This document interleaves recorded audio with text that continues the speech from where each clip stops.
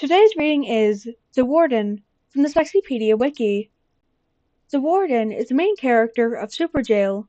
He is an adult man in his early 60s and he wears a purple top hat and suit with a yellow shirt, black gloves, red bow tie, and cummerbund.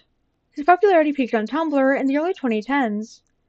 During that time, people frequently compared and shipped him with the Onceler, presumably because they are both top hat villains with predominant secondary colors.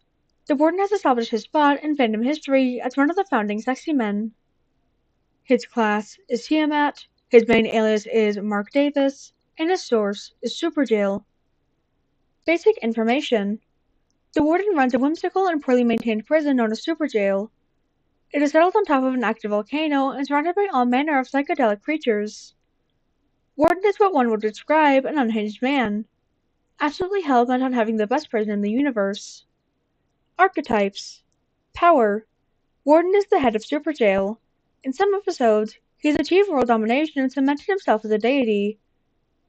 Reality itself bending to Warden's will is the natural order of the show. He controls armies of fantasy creatures, a prison with Earth's most dangerous criminals, and his employees. Angst. Warden's father was the warden of his own prison before his death. His father was verbally and physically abusive. He would yell at him, throw toys at him, and get angry at him whenever the warden tried to make him proud. He never believed in Warden's childhood aspirations to build the best prison in the world, and in the end, was unintentionally killed by the Warden via slipping on one of his toys, falling out of a window, and hanging himself. This traumatic series of events is typically utilized as a means to explain the Warden's tragic backstory. Well-dressed.